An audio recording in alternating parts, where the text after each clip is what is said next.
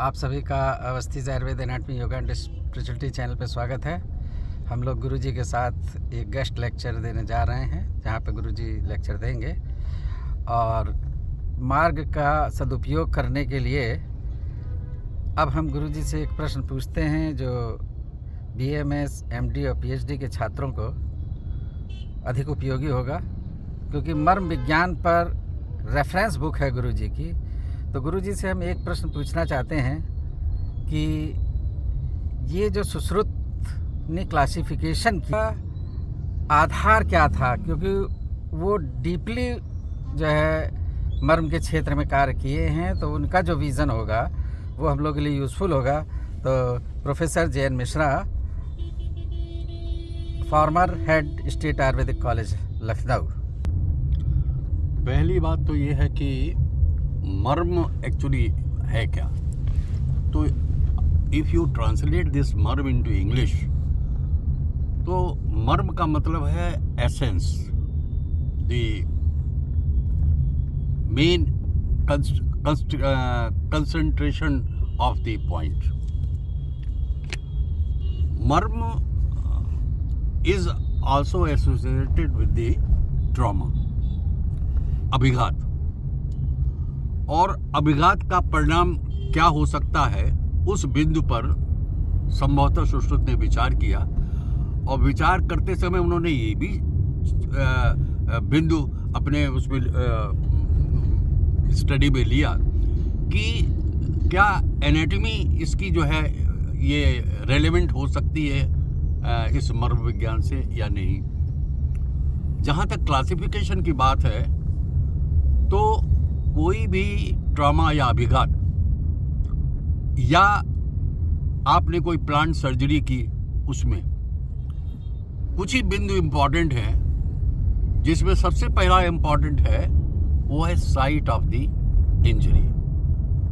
ये इंजरी शाखा में है या कोष्ठ में है या ग्रीवा में है और या सिर में है, मतलब रीजनल क्लासिफिकेशन। और इस रीजनल क्लासिफिकेशन का उद्देश्य सिर्फ इतना मात्र है कि जो व्यक्ति ट्रॉमा को मैनेज कर रहा है, अगर उसको ये मालूम है कि शाखा की इंजरी है, तो वो जो है उतनी सिंसियरिटी ना भी अगर उसकी तरफ करे, तो भी जो पोस्ट ट्रॉमेटिक इफेक्ट है वो उतना डेंजरस और फैटल नहीं है। इस दृष्टि से उन्होंने मर्मों का क्लासिफिकेशन किया है। अगर आप देखें कि शाखा के मर्म जो है उतने फैटल नहीं है जितने कि एब्डोमेन के और चेस्ट के और नेक के और हेड के हैं। तो ये क्लियरली इस बात को शो कर देता है कि उनका जो रीजनल क्लासिफिकेशन है, उसका उद्देश्य खाली ये है कि जो ट्रॉमा सर्जन है उसको इमीडिएटली अगर इंजरी कहीं आती है, तो उसे ये ऑन द स्पॉट डिसीजन वो ले सकता है कि कहाँ पे हमको कितना इनपुट जो है सर्जरी का देना है और कितना केयर करना है। इस बिंदु को पर विचार करते हुए संभवतः सुश्रुत ने रीजनल क्लासिफिकेशन दिया है।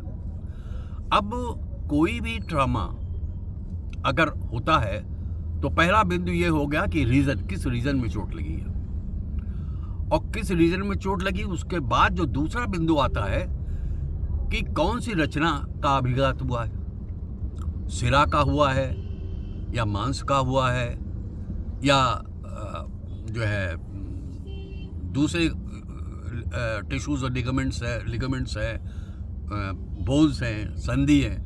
तो ये इम्पॉर्टेंट टिश्यूज हैं। इनमें भी उन्होंने कहा कि भाई अगर सिरा मर्म पे अभिघात हुआ है तो ये इम्पॉर्टेंट है और surgeon should be very careful about managing the trauma. मांस का हुआ है तो उसका आगे कभी मौका मिला तो हम बताएंगे कि कितना इम्पॉर्टेंट मांस मर्म पर व्याख्या दी है सुश्रुत जी ने। तो इस तरीके से site and then structure, and then the third thing which is very important, that is a place। कहाँ ट्रॉमा हुआ, जगह कहाँ है, यानी जहाँ पर ट्रॉमा हुआ है उसके आसपास जो उसको सुविधा मिल सकती है उसकी दूरी कितनी है। अगर वो दूरी ज़्यादा है तो आपने चाहे जितना डेवलपमेंट कर रखा है मेडिकल साइंस में, लेकिन उसको चूंकि वो सुविधा वो डेवलप जो मटेरियल है नहीं मिल रहा है, तो भी जो है life is at the stake, खतरे में है। तो ये बिंदु हैं जिन पर सुश्रुत ने विचार किया है और इनको दृष्टिगत रखते हुए उन्होंने क्लासिफिकेशन। गुरु जी, इसमें कोई एग्जाम्पल दे के उदाहरण दें। जैसे उदाहरण के तौर पे स्थपनी मर्म है, श्रृंगाटक मर्म है, उर्वी मर्म है। देखिए, शाखा में उर्वी और लोहिताक्ष मर्म को छोड़ के बाकी सब मर्म जो है या तो वो कालांतर प्राणहर मर्म है या रुजाकर मर्म है। तो ये इस बात को इंगित करता है कि सुश्रुत ने बहुत ही ज़्यादा इम्पोर्टेंस इस बात पर दी है कि शाखा के मर्मों में यदि जो है प्रॉक्सिमल पार्ट ऑफ द शाखा में इंजरी नहीं है तो आप उसको बहुत आसानी से ले सकते हैं, बहुत ज़्यादा केयर की ज़रूरत नहीं है, सेल्फ हीलिंग भी उसमें है। जबकि अगर आप ऊपर देखें एब्डोमेन में, जैसे जो है नाभि है, नाभि मर्म में आप देखिए कि जो नाभि रीजन है, जो एनाटॉमिकल डिस्क्रिप्शन में आता है अम्बिलिकल रीजन, तो अम्बिलिकल रीजन में बहुत ही इंपॉर्टेंट डीप स्ट्रक्चर्स हैं और वो सब के सब जो है वेसल्स हैं। तो अगर वो वेसल्स में इंजरी होती है तो आप अगर सर्जिकल बुक्स उठा के देख लें तो that area is a very dangerous area, और वहाँ पर अगर बहुत अच्छी सुविधा मैनेजमेंट की नहीं मिली तो life is always at danger. जी, तो स्थपनी मर्म, उच्छेप और स्थपनी मर्म ये बहुत ज़्यादा परीक्षा में भी आते हैं। हाँ, तो थोड़ा सा उन पे प्रकाश, इसी रेफरेंस में। स्थपनी मर्म बहुत ही इंटरेस्टिंग मर्म है और इसमें सुश्रुत ने 3 बातें बताई हैं। एक तो उन्होंने सरफेस एनाटॉमी बताई इसकी, भ्रू मध्य।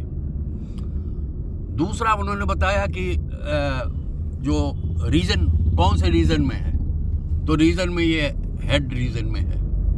और तीसरी बात उन्होंने बताई वो रचना में उन्होंने इसको जो है सिरा मर्म के रूप में कहा। तो प्लीज सर, स्टूडेंट्स के लिए एक फिंगर रख के बता दे बॉडी पे कहाँ पे स्थपनी मर्म है। ये जी, दिस इज, तो इसको स्थपनी मर्म क्यों कहते हैं, या सर्जिकल एनाटॉमी के दृष्टि से क्या चीज इंपॉर्टेंट है? एनाटॉमिकल स्ट्रक्चर, एनाटॉमिकल क्रिटिक्स में ये कहीं दिया नहीं है, लेकिन प्रोफेसर अवस्थी ने एक बड़ा अच्छा इंटरप्रिटेशन किया है और उसको मैं एक्सेप्ट करता हूँ कि वहाँ एक रचना होती है, वो है क्रिस्टा गलाई। और क्रिस्टा गलाई वर्टिकल एक छोटी सी बोन है और बड़ी शार्प बोन होती है। वो जब तक स्थापित है तब तक तो जीवन जो है वो बचा हुआ है। जहाँ उसकी स्थापना, जहाँ वो डिसलॉज हुई, तो वो क्रिस्टा गलाई शार्प पतली बोन, वो जो पीछे की रचना है सुपीरियर सैजिटल साइनस, उसको लाइक शॉर्ट वो कट कर देती है और ब्लीडिंग उससे शुरू हो जाती है सुपीरियर सैजिटल साइनस की, which is a very dangerous condition. तो संभवतः इस स्थपनी मर्म का नामकरण शायद इस बिंदु को लेके किया गया हो। जी, और शंख और उच्छेप मर्म का थोड़ा सा। शंख मर्म और उच्छेप मर्म में, शंख मर्म जो है वो अस्फी मर्म है और उच्छेप मर्म जो है वो स्नायु मर्म कहते हैं। शंख मर्म में ये टेम्पोरल रीजन है और टेम्पोरल रीजन में भी आप देखिए कि टीरियन एक बिंदु है जहाँ पर कई बोन्स जो है आपस में मिलती हैं। वहाँ पर जो सर्जिकल ऑब्जर्वेशन है वो ये है कि टेम्पोरल बोन उस जगह पर टीरियन बिंदु पर बहुत थिन होती है, बड़ी पतली होती है। वहाँ पर 2 कंडीशंस आती है। एक कंडीशन तो वो आती है जहाँ पर middle meningeal artery floor of the middle cranial fossa में रन करती है और एक नाली, एक टनल टाइप की बनती है, उसी में वो रन करती है for the purpose of the security of the particular meningeal artery. कारण क्या है कि middle meningeal artery is very fragile structure. जरा सा झटका लगे या कुछ हो तो वो डैमेज हो सकता है। तो उसको प्रोटेक्ट ऊपर वाले नेचर ने दिया है कि वो टनल में बोनी टनल में मूव करती है। लेकिन जब वो क्लाइंब करती है टेम्पोरल बोन पर टीरियन के पास, तो वहाँ वो क्या करती है कि एरेक्नॉइड रीजन से ड्यूरल रीजन में क्रॉस करती है। पर्टिकुलर बिंदु जो है जिसको टीरियन कहते हैं इज वेरी फ्रेगाइल। ज़रा सा वाइब्रेशन अगर और सीवियर इंजरी हुई, अंदर की बोन अगर वाइब्रेट करती है, तो यूजुअली ट्रॉमेटिक बुक्स में रिपोर्टेड है कि वो उस स्थान पर मिडिल मेनिंजियल आर्टरी रप्चर हो जाती है and that causes the bleeding. अब इसमें प्रश्न एक उठता है कि ये ब्लीडिंग तो हुई है वेन से या आर्टरी से, वेसल से, मेनिंजियल वेसल से, लेकिन उन्होंने बताया कि ये जो है वो अस्थि मर्म होता है। ये एक कंट्रोवर्शियल पॉइंट है जिसको कि जो है जो कि विचारणीय बिंदु हो सकता है, लेकिन हमारा इंटरप्रिटेशन उसमें ये है कि कारण जो है उसके रप्चर का वो है because of the typical nature of the temporal bone. Temporal bone rest of the places में थिक है, लेकिन उस स्थान पे बहुत पतली है और शार्प है, शार्प में। हाँ, तो पतली होने के, थिन होने के कारण क्या होता है कि इट इज इजिली रप्चर्ड। तो एक तो फ्रैक्चर ऑफ द बोन, दूसरा उसके कारण rupture of the meningeal artery. तो पहले फ्रैक्चर होता है और बाद में चूंकि होता है, इसलिए संभवतः सुश्रुत ने इसका नाम जो है वो अस्थि मर्म के नाम से कहा है। अभी आपने BHU में एक गेस्ट लेक्चर दिया था, तो जिसमें अधिपति मर्म के बारे में बताया था, तो बहुत ही कम शब्दों में थोड़ा सा उसको रिवाइज कर दें। अधिपति मर्म इज ऑल्सो वेरी इंटरेस्टिंग मर्म, और वो एक ऐसे कंट्रोवर्शियल मर्म आज के वक्त में है। तमाम कमेंट्रीज हैं उस पर, जिसमें कि अलग अलग अपनी ओपिनियन लोगों ने दी है, लेकिन मैंने इस पे एक रिसर्च वर्क किया है 50 कैडेवर्स पर, और उसमें वही सुश्रुत ने सबसे पहले प्रयास किया है कि कि किसी भी मर्म को की सरफेस एनाटॉमी बताई जाए, और सरफेस एनाटॉमी बताने के बाद फिर वो साइट, और साइट के साथ में फिर स्ट्रक्चर। यही ऑर्डर है सुश्रुत का मर्म के बारे में। तो जहाँ जो है सरफेस एनाटॉमी की बात है, वहाँ पे उन्होंने कहा है लोमावर्त। लोमावर्त का मतलब ये है कि जो सर में ऊपर पैटर्न ऑफ द हेयर है, वो हर एक व्यक्ति के में एक लोमावर्त होता है, जिसको विल WHIRL कहते हैं। तो वो दो तरह का हमारे ऑब्जर्वेशन में आया है, एक तो क्लॉकवाइज और दूसरा एंटी क्लॉकवाइज। क्लॉकवाइज सामान्य है, एंटी क्लॉकवाइज रेयर है। दूसरी चीज ये कि लोगों का प्रश्न है होता है कि भाई ये लोमावर्त तो ये अलग अलग आदमी में अलग अलग जगह होता है, तो ये लोमावर्त दो तरह का होता है, एक आर्टिफिशियल, एक नेचुरल। तो नेचुरल तो लोमावर्त वो है कि आप पूरे बाल को साफ कर दें and let the hair grow up. तो जो natural growing of the hair है, उसमें जो लोमावर्त या विल्ड फॉर्मेशन बनता है, दैट इज ए नेचुरल लोमावर्त। और कॉम्बिंग पैटर्न जो डिस्टर्ब करता है लोमावर्त को, वो that is known as a artificial लोमावर्त। ठीक।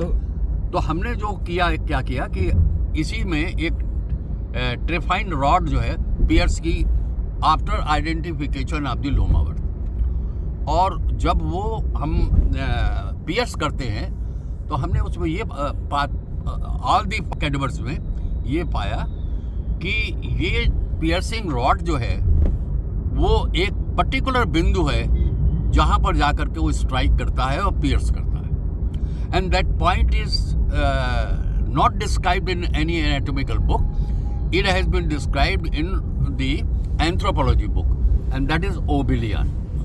तो ओबिलियन पॉइंट एक्चुअली है क्या?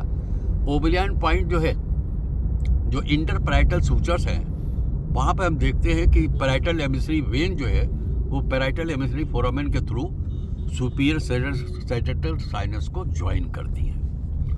सुश्रुत ने कहा है कि मस्तकाभ्यंतरत लोमावर्त सिरा संधि सन्निपात, सिरा और संधि, इनका सन्निपात है वहाँ। तो इंटरपैराइटल सूचर संधि है, पैराइटल एमिसरी वेन सिरा है, और ये जाके जुड़ती कहाँ है, कॉन्फ्रेंस कहाँ बनता है, सुपीरियर सेंट्रल साइनस में। तो ये रचना ये बताती, सरफेस एनाटॉमी को अगर हम स्टडी करते हैं तो हम ये मान लेते हैं कि संभवतः यही होगी वो रचना जिसको कि सुश्रुत ने कहा होगा। अब इसको अगर हम आगे इस नॉलेज को एडवांस करते हैं तो प्रोबेबिलिटी ये हो सकती है कि ये जो पैराइटल एमिसरी वेन है